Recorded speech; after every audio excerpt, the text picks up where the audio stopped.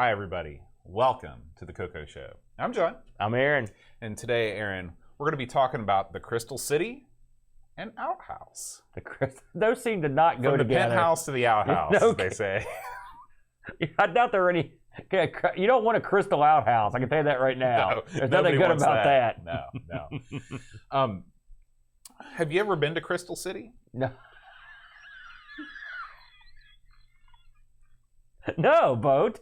Tell me about it. Well, Crystal City's a real place. It is not. Yeah, it's in Arlington. It's in Washington, D.C. You're kidding me. No. What's it like there? There's a bunch of high-rise apartments that are really expensive in a shopping center. There's the Crystal City Mall. What made you think that I might have been through there?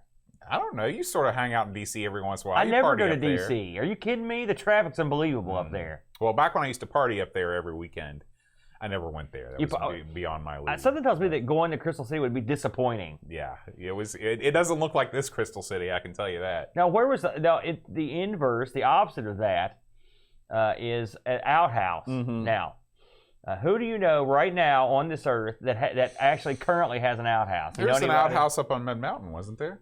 No. You didn't use that was an a outhouse? creek. Oh. That was a front porch over a creek. I just assumed it was the outhouse. We had the latest and open orifice waste disposal units right there. No, we had a toilet at Mud Mountain. Okay. Good Lord, man. I have never used an outhouse that was attached to a private home. I've used outhouses camping. They're not normally attached to a home. Well, I mean, like, that are associated with a home. Like, that's my outhouse out there. You know, my aunt, this is a disgusting story, speaking of outhouses. So there are some times where you have an outhouse that is just like, you'd be in a house. It's a normal house, right? And there would be a toilet in there, just like you'd go to a normal toilet, but it was actually not a real toilet. It was an outhouse under the house? That's right. And it would. I don't know how this thing worked. I can tell you how it didn't work. My cousin would have me over to his house, and they had one of these. Where was this? Where was this? In Milton. In Milton, okay. And they had this toilet attached to his bedroom, right? And we would use, and it was there. And so I remember we were staying up all night watching monster movies in there. It's sort of like these old, schlocky, monster movies and space monsters and stuff on late night TV when I was a kid. But this toilet, the smell coming out of this thing was methane or whatever. Mm-hmm. It was so overwhelming that you couldn't sleep. It was whenever I see one of these old rocket movies or something, my mind, that smell enters my head. Oh, it's painful. They say that's the scent, or that's the sense that is most associated with memory is smell. Oh, great! So there you go. You watched the X-Files back then, probably not. Oh, did you really? Yeah, that was when I was trying to break out of my phase. Do you remember the episode where these people were getting high on methane? No. It was like they would go out and get a bunch of cow crap or whatever, and they were getting high on methane. Can you do that? You can. Is that where meth comes from? I don't think. Well, I hope not. I haven't seen Breaking Bad. I didn't know if that was how he did it. But you could actually do that, and I always think about that when I think back to my childhood at that house. I was like, I wonder if we were jacked up on this stuff. And Maybe so. It was like the Davaroni story all over again with the old lady at the cemetery. It could be. There was a methane train. That really had an effect on you, didn't it? That tale. Yeah. That's a. I wake up at night in a cold sweat thinking about that lady by the cemetery. I wake up in a cold sweat thinking about washing dishes at Davaroni. Oh man, that's brutal on my hands, dude. Was that the root of it? That's what it was. That and punching when I used to go to karate, punching that bag with the duct tape all over and just ripping myself up. Yeah, don't do that. I won't. It wasn't worth it. Shall we start with Crystal City? Sure. So the Crystal City. Now this was put out by a fellow named Jeremy Spiller. On the Color Computer, and he was also famous for doing another really good game called Xenix on there, which we've had a look at, and that was a killer game. And so this has a lot of his trademark gimmicks in it. It was published by Sundog Systems, and I've got here that Jeremy Spiller, I guess he comprised or was part of an outfit called Go Sub Software. This game came out in late 1990 and required a CoCo 3 and 512K RAM.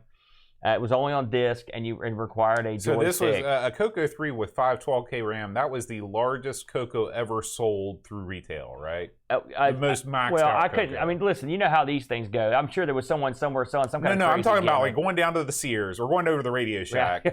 You don't go down to the Sears. No, you don't go to the Sears. They'd run you out of there. But that was the highest spec CoCo sold at Radio Shack. As far as I know, and I never knew anyone that had 512 back in the day. We had 128. And really, there wasn't, in 1990, a lot of people had already left the CoCo scene behind. So this is another game that I never played. Mm-hmm. This was not out, or I didn't have access to it when I had a color computer. So this is quite an interesting game. How best to describe it, I guess, Boat. It reminds me of if you took a game like, let's say, Scramble or Super Cobra or something like that, and then you took a bunch of speed, bunch, and then you unleashed, and then you just said, we don't need no bombs. We're just going to fly like maniacs across this landscape. You would have this game. It is an out of control, it's an unusual sort of shooting game, isn't it? Can you relate this to anything that you can think of? This is a horizontally scrolling shooter. Right. Just like a bunch of games.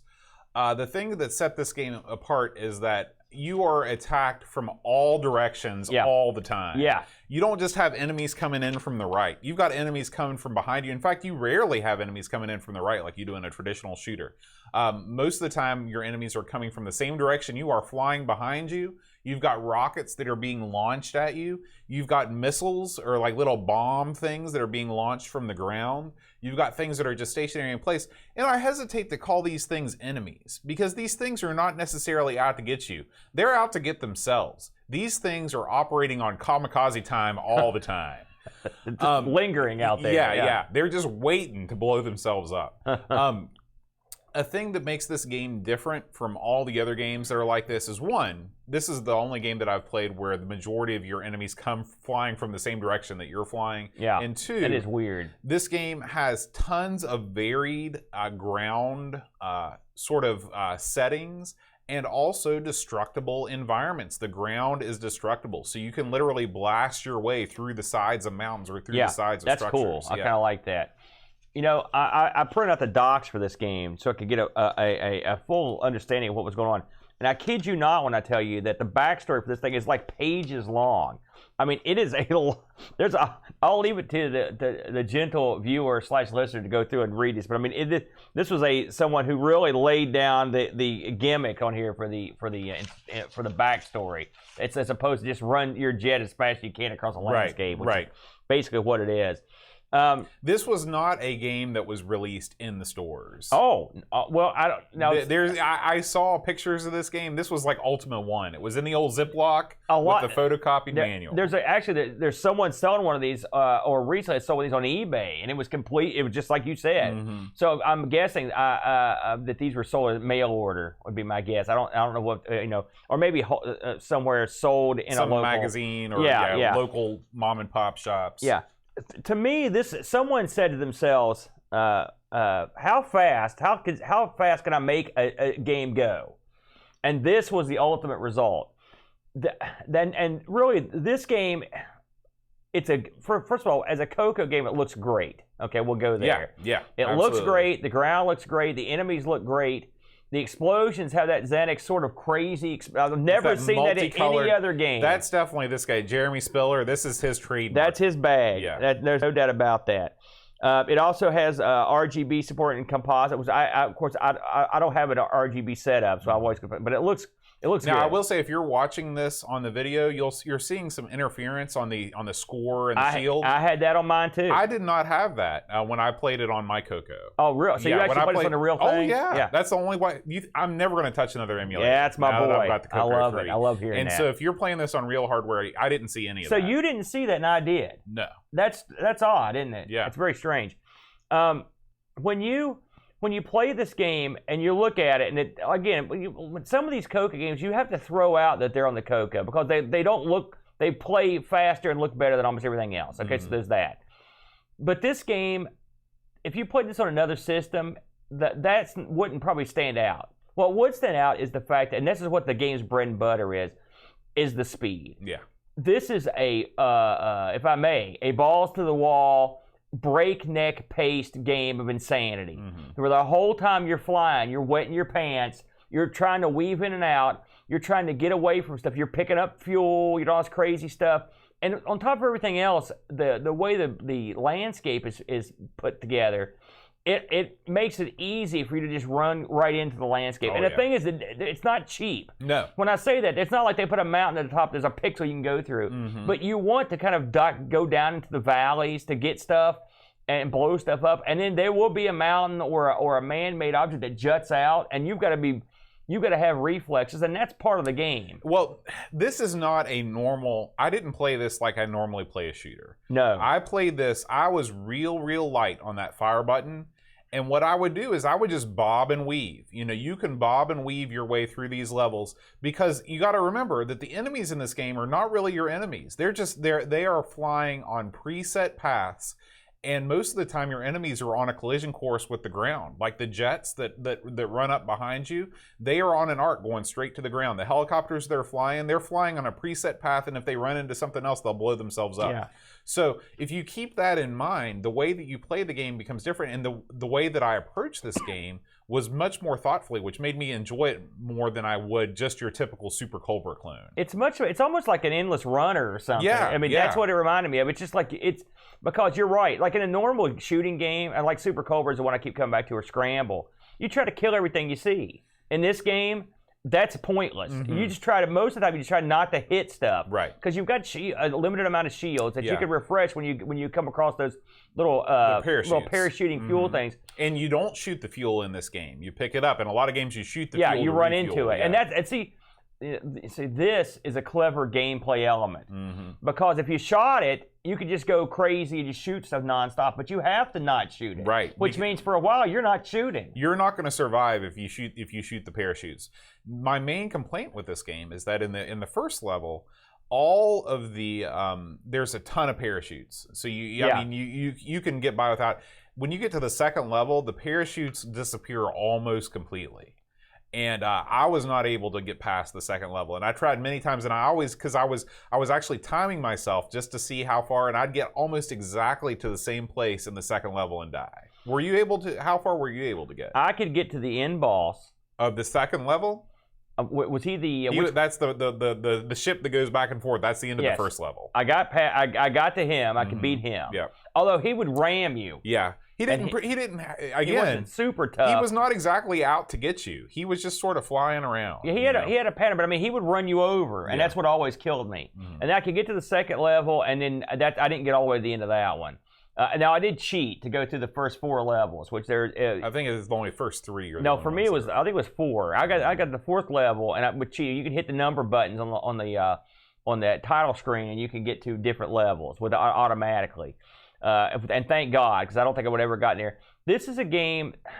It's not necessarily. I'm not what I would call the most quick reflex guy there is. You know, Leif asked an interesting question in the chat. Is it possible that you're the bad guy in this game? Well, again, if you want to dig through the backstory for this, I mean, you can be the judge. That would be an interesting slant. We should mention the sound in this, which is really good. And there are these whistling guns. Oh, yeah. The sound is exactly like the visuals. It's just a nonstop attack on your senses. Right. They really pulled out every audio trick in the book that the CoCo could do to do this. I mean, whistling, explosions, guns. It's crazy. Yeah. It is. I like that attack on the senses. That's exactly what this game Absolutely, is. And so if you're the nervous type, this is not the game for you. You're going to settle in and enjoy a game. This ain't it, pal. This thing is out of its ever-loving mind. It's just incredibly fast. And if that's not your bag, this is a game that's probably not for everyone, is it, Bode? I mean, I'd think Xenix is a little more approachable than this. I had a lot more fun with this one. I had more fun with this than almost any other game that we played on the CoCo, because it made me approach the game differently than you would a typical video game. Yeah, and Curtis brought something up in the chat, which we failed to mention. When you beat the boss, you get like a little scoring thing with some fireworks and stuff, and it uses the same sort of effects like the explosions.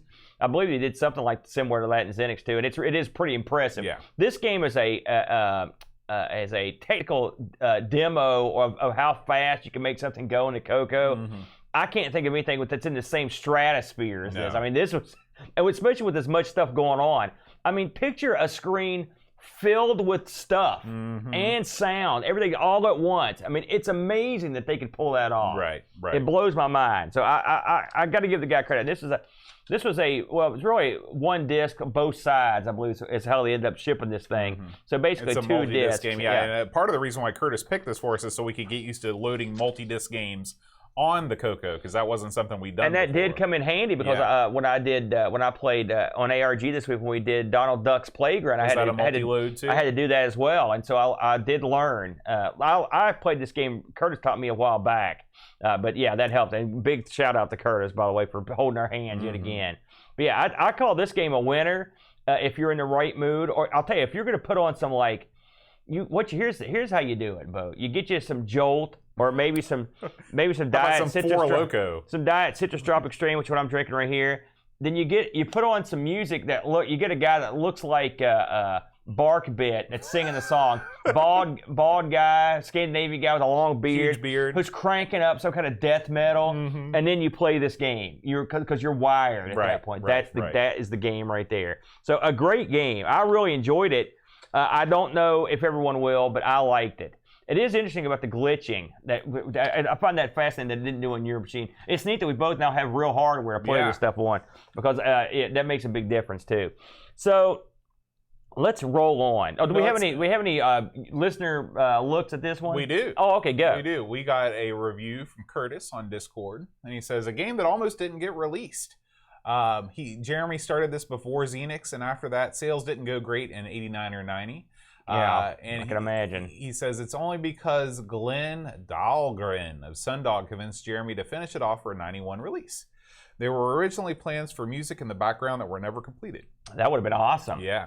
I can imagine. An extremely fast graphical tour de force of hardware, horizontal scrolling that never lets up, with 6 levels and large bosses at the end of each, and a fireworks display if you kill them.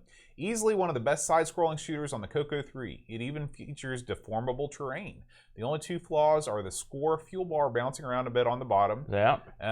Let's see. And the fact that it might actually be a bit too fast. 9.5 out of 10 for me. Still one of my favorites. And it all fits in 128K yet. You know, I read that on down the line, there are areas in the game where you have to shoot the environment to get through spots. Yeah. It's like laser gates on the Atari. I would love to get to that point, and also I'd like to see the other bosses. And there's not really a lot of help on this one. Like I said, I would love. I hate to say it, but I'd like to have like an invulnerable. Yeah, I'd like to have a cheat, so I can at least go through or just it. A button where I could press and just recharge my shield. Yeah, that'd be where that'd the be poke's awesome. at. That's a good one. But I mean, if you're getting into CoCo and you want to see what the high end of it can be, this is a high end sort of effort right here, I think. Let's roll on to a different sort of effort. Now let's talk about Outhouse. I've become strangely familiar with this game over the past, because we also covered this on ARG on the Tandy on the TRS-80 Model 1 and 3 version when we did the Dick Smith System 80. So I've played the Dick Smith System 80 version. Now I'm moved over to the CoCo version. This game was released in 1983, and it was authored by Jay Weaver Jr., and it was also uncredited from Larry Ashman, who helped bring this across the CoCo. Jay Weaver Jr. also did the original versions of this on the Dick Smith 80. Who was the guy that did the Ghostbusters theme? It wasn't Jay Weaver Jr. You talk about Ray Parker Jr. My God, you made that leap from Jr.? I just, for some reason it clicked. I thought it might have been the same guy. You're out of your mind. Again, this was This was originally released in '82. It was a sacred effort. And on the Model 1 and 3, and was a really slick game. I want to talk about that one before we get into this one. This was, of course, monochrome game, very detailed game, and when it came across, it got colorized on the CoCo.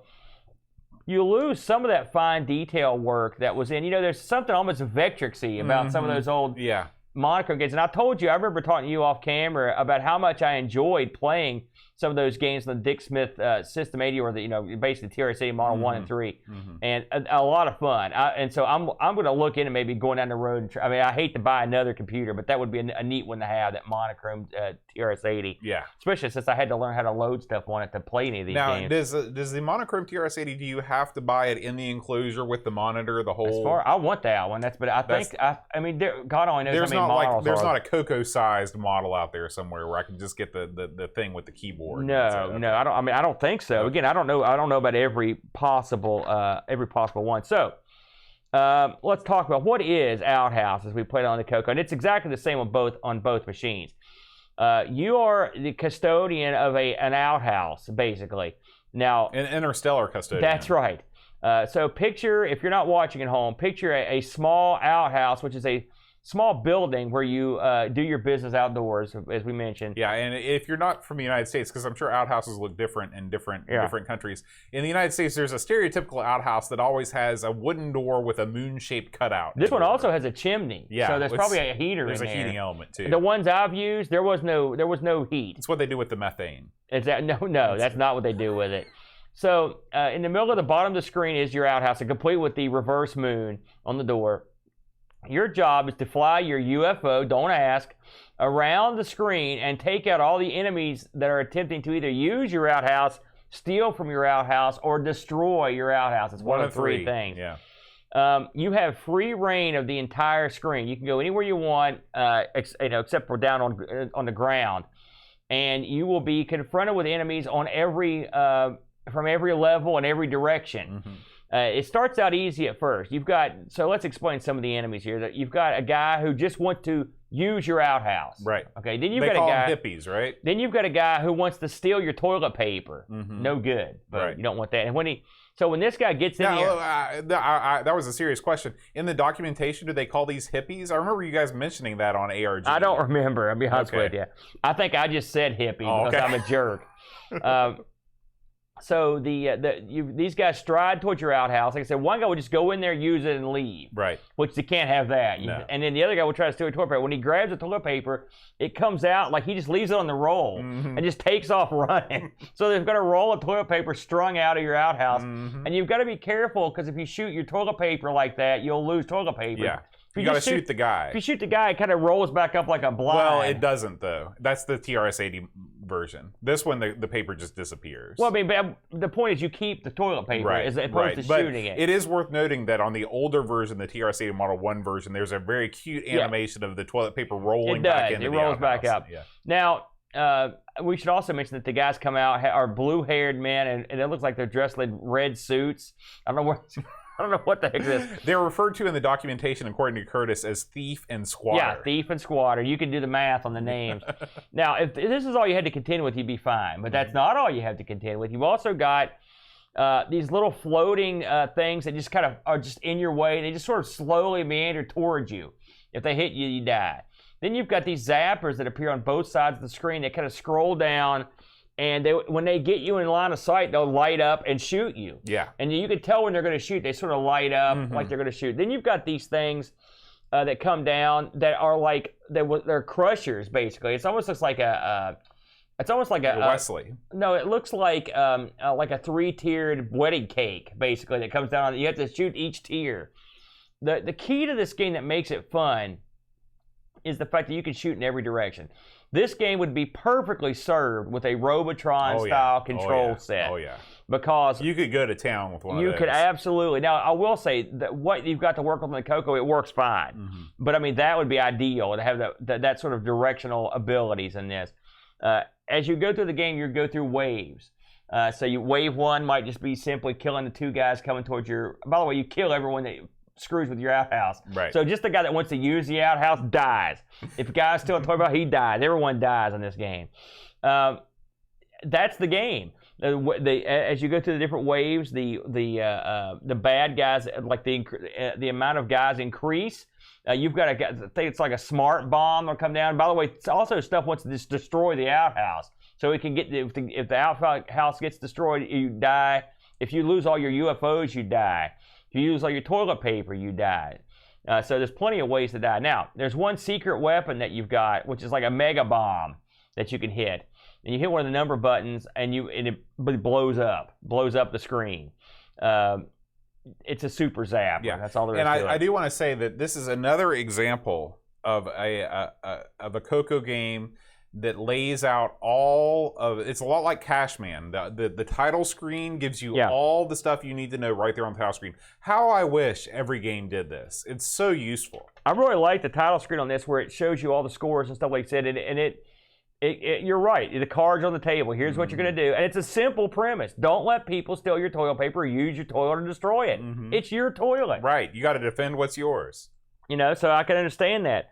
So you hadn't played that before. I think we played this at the first time we played CoCo, it was at Computer Club. Yeah. So what did you think? Oh, by the way, 1 or 2 players hot seat. We should mention that too. What did you think of this one, Bo? I thought this one was okay. I wasn't as crazy about this one as you were. I thought that they could have done a lot more with the Outhouse theme. The toilet paper I gotta thing, hear this. The toilet paper thing is a good gag. They need to have somebody else. They need to have somebody, the guy that uses the Outhouse, like, he needs to be doing something in there. Like, instead of having somebody just going in there to use it, because what's another thing? What do you do? What can you do to harm an outhouse? You can steal the toilet paper out of it, or you can... cook meth.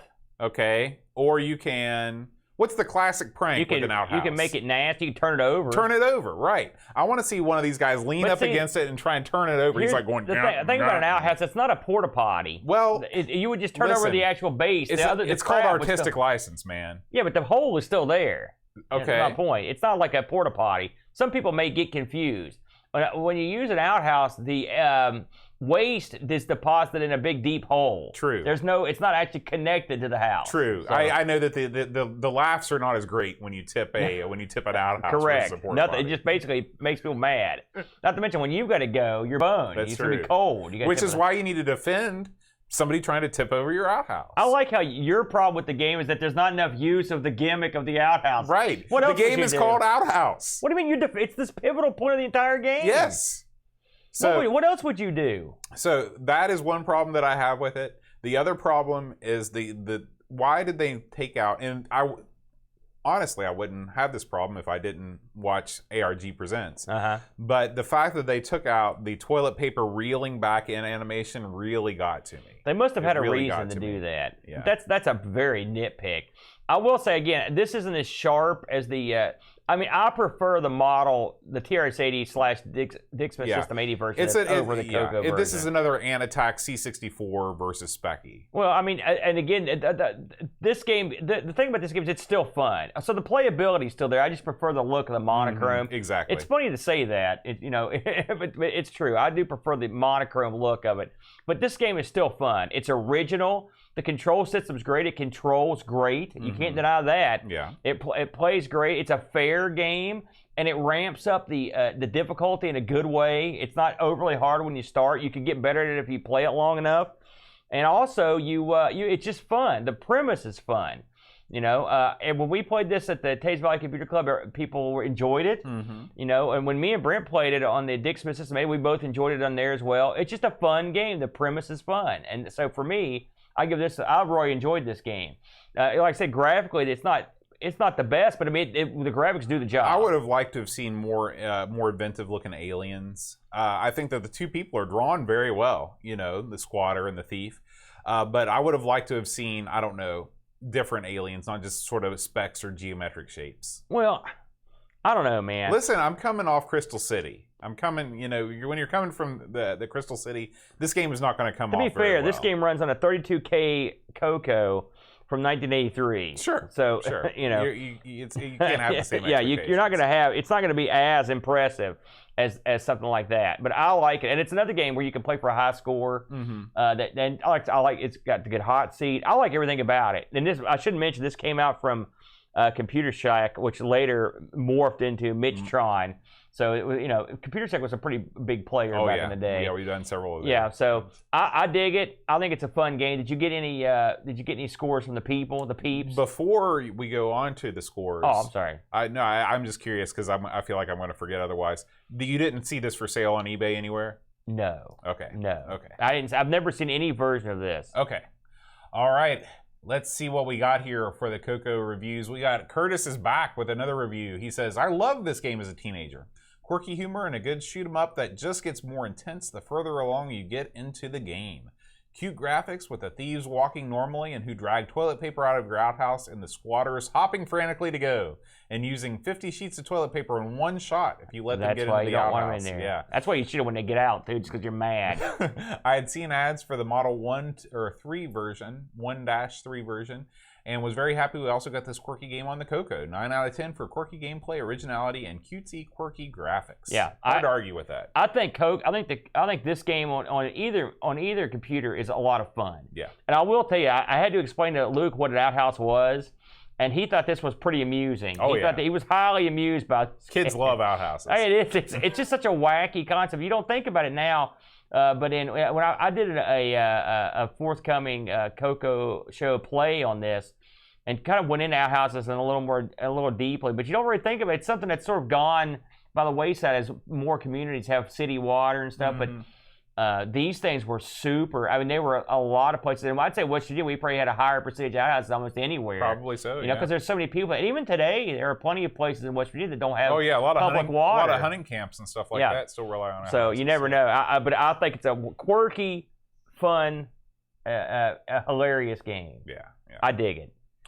All right. Well, Aaron, before we go, I want to thank our people that make this show happen, our wacky and wonderful Patreon supporters. Let's see who we've got here. We've got a new Patreon, Aaron. We'd like to welcome Buttons. Yeah, welcome to Buttons. The fold. Welcome Buttons. Jeff Landreth, Graham Vebke, Wing Chun Wolf, Curtis Boyle. Thank you guys so much for suggesting these games, and we want to thank Graham and Curtis, members of the CoCo Show Game Selection Committee, for choosing both these games. Thank you very much, guys. Good choices. Yeah.